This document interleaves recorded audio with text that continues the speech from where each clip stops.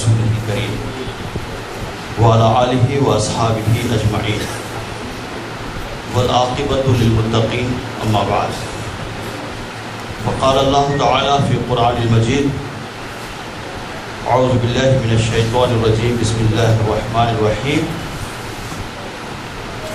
حرب من الله ورسوله صدق اللہ العظیم.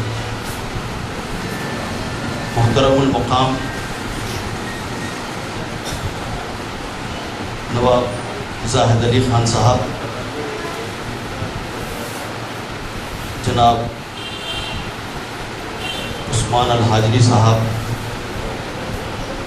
مولانا حامد شتاری صاحب، سید طارق قادری صاحب، جناب عزیز پاشا صاحب اور علاؤ الدین انصاری صاحب، خالد رسول خان صاحب اور نوجوان حقیقاتی لیڈر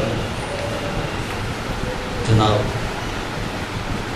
فیروز خان صاحب، آپ کے کٹورس تو بہت دیکھا ہوں میں، لیکن پہلی مرتبہ آپ سے ملاقات ہو رہی ہے.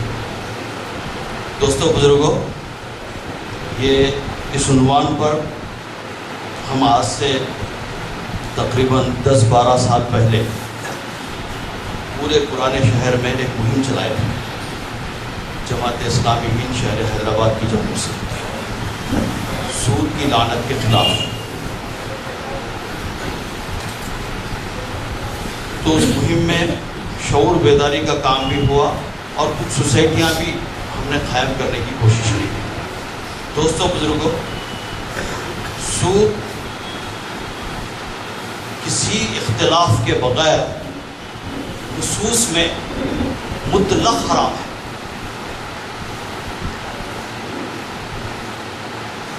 حتیٰ کہ بزرگان دین ہمارے حضرت انکشاف علی رحمۃ اللہ علیہ ہمارے ضلع میں بجگیر شریف ایک درگاہ ہے، وہاں جو لوگ گئے ہیں وہ دیکھے ہوں گے کہ ان بزرگ نے اپنے بیٹے کو اپنے قریب نہیں رکھا.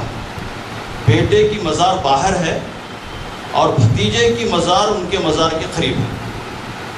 اس کی وجہ وہاں کے مقامی لوگ یہ بتاتے ہیں کہ حضرت انکشاف علی رحمۃ اللہ علیہ ایک مرتبہ سفر کر رہے تھے تو بہت زبردست قسم کی آندھی طوفان کا سامنا ہوا، تو بیٹا ایک ولتھی کے نیچے کھڑے ہو گیا. تو باپ نے کہا کہ بیٹے وہ ولتھی سود خور کی ہے، تم وہاں سے نکل آ جاؤ. کہا کہ ابا جان تھوڑا سا میں پانی سے یہ ہو جاؤں اور مجھے جاڑا بھی آ رہا ہے، تھوڑی دیر میں آتا ہوں. بس اتنی غلطی تھی بیٹے کی. ناراضگی کا نتیجہ یہ ہے کہ بیٹا قریب نہیں ہے اور بھتیجا قریب ہے اور بیٹا باہر ہے. حضرت انکشاف علی رحمۃ اللہ علیہ ضلع کریم نگر جمی کنٹے کے بعد میں جو اسٹیشن آتا ہے بجگیر شریف کے نام سے، آپ حضرات دیکھ سکتے ہیں. ہمارے بزرگان دین کا یہ عمل تھا کہ اس کے گھر کا پانی نہ پیا جائے، اس کے ولتھی کے نیچے کھڑا نہ جائے، بلکہ احادیث میں بڑی احتیاط کے ساتھ اور بڑی ذمہ داری کے ساتھ میں عرض کرنا چاہتا ہوں کہ اگر گناہ کو تقسیم کر دیا جائے تو سود کھانے والے کا معمولی گناہ یہ ہے کہ اس نے اپنے ماں کے ساتھ زنا کیا. یہ معمولی گناہ ہے. تو یہ شدید قسم کی وعیدیں سود خوروں کی سلسلے میں قرآن اور حدیث کے اندر موجود ہے. یہ جو جلسہ ہے یہ سود خوروں کے خلاف کیا عنوان آپ نے رکھا؟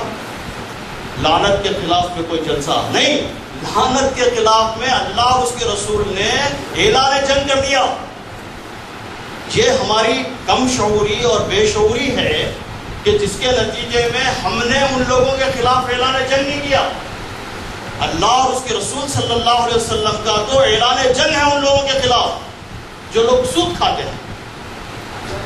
تو جو مسلمان سود خور ہیں خاص طور پر وہ لوگ محتاط رہیں اور توبہ کریں، تائب ہوں اگر وہ تائب نہیں ہوتے ہیں تو دنیا اور آخرت میں وہ تباہی کا منہ دیکھیں گے اور تباہ و برباد ہو جائیں گے۔ اتنا ہی نہیں بلکہ احادیث میں یہ آتا ہے کہ سود لینا، سود دینا، سودی کاروبار کرنا، سود کا گواہ بننا، اس کے حسابات لکھنا، ان تمام پر اللہ کے رسول صلی اللہ علیہ وسلم نے لعنت فرمائی ہے۔ چنانچہ ہمارے کئی ارکان جماعت ہیں جماعت اسلامی ہند کے جو بینک میں کام کرتے تھے، محمد احمد صاحب یہاں پر تھے، ہمارے آفس میں کام کیا کرتے تھے، وہ بینک مینیجر تھے اس زمانے میں، انہوں نے ریزائن کر وہ رکنیت انہوں نے اختیار کی جماعت اسلامی کی کہ سودی حسابات لکھنے والا، گواہی دینے والا، ان تمام پر میرے پاس کچھ لوگ LIC وغیرہ اور لونز وغیرہ کے لیے گواہی یا شورٹی وغیرہ کے لیے آتے ہیں، جو ہمارے ساتھی دوست وغیرہ ہیں، تو میں ان کو بہت صاف طور پر کہتا ہوں میں اور چیز اگر چاہے تو میں آپ کو دے سکتا ہوں، لیکن میں سودی کاروبار کے اندر میں شورٹی ہرگز نہیں دے سکتا، کوئی اور کام کے اندر شورٹی دے سکتا ہوں۔ تو یہ بہت شدید قسم کا مسئلہ ہے۔ یہ مسئلہ ایسا ہی نہیں ہے، یہ مسئلہ جڑا ہوا ہے ہمارے اپنے دینی شعور سے بھی۔ دیکھیے نماز آج قائم ہے، نماز قائم ہے، کیوں قائم ہے؟ ہم نے اس کو قائم رکھا۔ قائم رکھنے کے واسطے ہم نے کیا کیا؟ مسجد بنائی۔ مسجد ایک انسٹیٹیوٹ ہے، مانا ہے کہ ایک مقام ہے، عبادت کرنے کا ایک مقام ہے، لیکن جس طرح نماز فرض ہے اسی طرح زکوٰۃ بھی فرض ہے، لیکن زکوٰۃ کی ادائیگی کے لیے ہمارے پاس کوئی اس کا انسٹیٹیوشن نہیں پایا جاتا۔ ہم نے اس کو انسٹیٹیوشنلائز نہیں کیا۔ زکوٰۃ ہمارے لوگ دیتے ہیں، ساڑیاں تقسیم کر رہے ہیں، زکوٰۃ کی ساڑیاں تقسیم ہو رہے ہیں، اور لائن لگی ہوئی ہے، پولیس آئی ہوئی ہے، کنٹرول کیا جا رہا ہے، اور یہ صاحب ہیں کہ زکوٰۃ کی ساڑیاں جو ہے تقسیم کر رہے ہیں، اور ایسی ساڑی اگر بیوی کو دیے تو اس کو جوتے مار کے پکڑ کے۔ تو آپ اندازہ لگائیے کہ یہ ہماری صورتحال ہے زکوٰۃ کی تقسیم کی۔ زکوٰۃ کتنے لوگ دیتے ہیں؟ دیتے ہیں تو کیا ایمانداری سے دیتے ہیں؟ کیا سب لوگ دیتے ہیں؟ یہ ایک الگ بحث ہے۔ پھر جو دیتے ہیں تو جس انتشار کے ساتھ میں دیتے ہیں، میں آپ کو یقین دلانا چاہتا ہوں کہ زکوٰۃ کا نظام اسی لیے ہے کہ اگر زکوٰۃ کے نظام پر اگر ہم اس کو انسٹیٹیوشنلائز کریں، اس کا ادارہ بنائیں، ادارہ جاتی زکوٰۃ کا سسٹم ہم شروع کریں، تو یقین مانیے کہ کوئی غریب ہماری سوسائٹی کے اندر نہیں رہے گا۔ اور غریب آدمی کو دین سمجھ میں نہیں آتا، یہ بات صحیح نہیں ہے۔ غریب لوگوں سے ہی یہ دین آگے بڑھا ہے، اور نبی صلی اللہ علیہ وسلم نے ان لوگوں کو خوشخبری سنائی ہے کہ تم لوگ ایک دن غریب ہو جاؤ گے، خوشخبری سنائی ہے ان لوگوں کے لیے۔ تو غریب جو آدمی ہوتا ہے وہ بڑا خوددار ہوتا ہے، لیکن وہ مجبور کر دیا جاتا ہے۔ ایک مرتبہ ٹریپ کے اندر جب آ جاتا ہے، سود خوروں کی چنگل میں جب کوئی پھنس جاتا ہے، اس کو ٹریپ کہتے ہیں، اس کو اکنامک کی زبان میں ویسیس سرکل کہتے ہیں۔ ویسیس سرکل، جب اس برے چکر کے اندر جب پھنس جاتا ہے ایک مرتبہ اگر پھنس گیا تو سمجھو اب نکل نہیں سکتا زندگی کا، اور جتنا وہ کوشش کرے گا نکلنے کا، وہ دلدل ہے اس کے اندر گھستا چلا جاتا ہے، ختم ہوتا چلا جاتا ہے۔ اس کے لیے ہم کو کیا کرنا چاہیے؟ اس کو سب سے پہلے جو مسلمان سود خور ہیں، علماء کرام میدان کے اندر آئیں، خاص طور پر جامعہ نظامیہ کے علماء کرام میدان میں آئیں، پرانے شہر پر ان کی گرفت ہے، اور ان لوگوں کی جو صورتحال ہے کہیں ان کا حقہ پانی بند کریں، سود خوری کا کاروبار بند کریں۔ دوسرا، ہم جیسے لوگ میدان میں آئیں، انسٹیٹیوشنز قائم کریں، مائکرو فائنانس ہم قائم کریں۔ ہم غریب نہیں ہیں، الحمدللہ غریب نہیں ہیں، ہمارے پاس ہم کو کرن کمار ریڈی کی کوئی ضرورت نہیں ہے، ہمارے پاس سب کچھ ہے۔ اگر ہم چاہیں، ہم چاہتے نہیں ہیں۔ یقین مانیے کہ جب ہم نے سود کے خلاف میں مہم شروع کی تو ایک صاحب نے ہم کو کارپس فنڈ دیا، 10 لاکھ روپے کا کارپس فنڈ دیا، بلکہ 10 کروڑ روپے 100 کروڑ روپے کا کارپس فنڈ دینے والے لوگ بھی ہمارے پاس موجود ہیں، ہماری صفوں کے اندر ایسے لوگ موجود ہیں۔